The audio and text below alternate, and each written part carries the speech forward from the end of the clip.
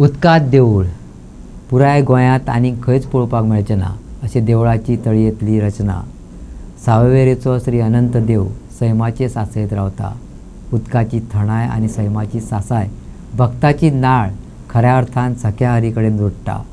भक्तिभाव जागयत आनी सख्या हरी म्हाज्या पांडुरंगाचो गजर करत भक्तगणांनी अनंताचो कालो मनयलो।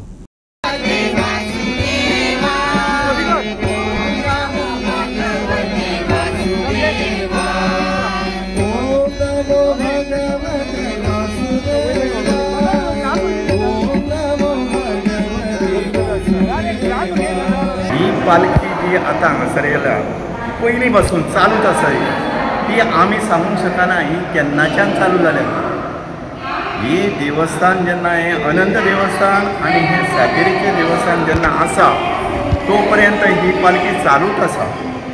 आमी कोणूच सांगूंक शकचे ना ही पालखी कित्याक लागून आसा, पण एक ही पालखी अशें आमचे जाणकार म्हणटाले, आमचे बापूय म्हणटाले की तो अनंत आज आपले भयणीचे भेटीक येता आनी तो भेटीक येता आसतना धांवत येता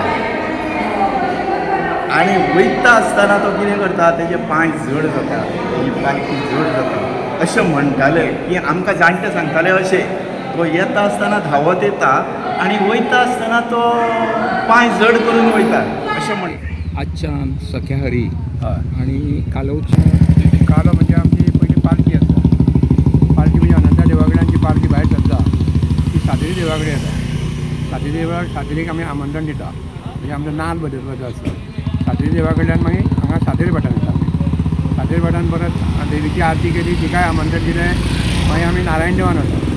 नारायण देवान गेल्या नंतर थंय आरती करपाची। आरती केल्या नंतर नाद बदलप आमचें बदलून तिका आमंत्रण दिवप, आमच्या काल्याक येया। थंयच्यान नारायण देवा कडल्यान मागीर आमी ही आमच्यो तळयो आसा त्यो सगळ्यो घेवन आमी म्हटल्यार आयल्या त्याच वाटेन परत देवळान वचपाचें। म्हणजे एक करता म्हटल्यार आमकां फांतोडेर 4 जाता, कळ्ळें तुका, 4 जाता। आनी तेच्या नंतर काल्याचो उत्सव म्हणजे दुसरे दिसा मागीर आरती करपाच्यो आनी काल्याची सांगता आतां म्हणजे अशें कितले राती वता हे काल्याचे? मागीर दुसरे दिसा आमचो सांगट आसता, म्हणजे नौका विहार म्हणटा ताका। दुसरे दिसा सांगट, तिसरे दिसा गरुडासन, चौथे दिसा विजयरथ आणि 5वे दिसा सिंहासन, 6वे दिसा हत्ती अंबारी आणि 7वे दिसा शेषशाही।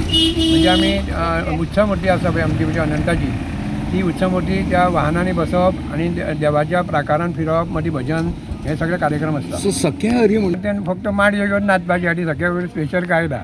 आणि डेकोरेशन म्हणजे प्रत्येकाच्या घरान उमेदी आसता न्ही, आमचो देव आपल्या दारांतल्यान वता म्हणजे थोडे लायटी घालता, थोडे रांगोळी घालता, ते काल्या दिसा आसता। म्हणजे आमी सगळे भायर सरता न्ही काल्या दिसा, ते काल्या दिसा मागीर सगळे उत्सव आतां देवळानूच आसा। हय, सकाळच्या रातभर म्हणजे सादारण ते लोक सादारण प्राकारान आमच्या सादारण 2 आनी 1 सुमार सुरवात करता नाचपाक, ते 3:30 पावणे 4 पर्यंत ते माडयो घेवन नाचता आनी ते करून मागीर आमचो ते मागीर त्या दिसा कालो सोंपलो म्हणजे दुसरे दिसा आरती आसा। श्री अनंत देवाचो कालोत्सव आनी ह्या काल्याचें एक वेगळेपण आसा आनी तें वेगळेपण म्हणटा तें सख्या हरी। हरी रे म्हाज्या पांडुरंगा, सख्या हरी म्हाज्या पांडुरंगा असो जयघोश करत सख्या हरी आपल्या हातान पोफळीची रोपटी घेवन आनी धोलाच्या तालार नाचत श्रीची मिरवणूक ह्या सावयवेरेच्या वाठारान फिरता। आज हांगा एक वेगळेशें वातावरण तयार जाल्लें आसता।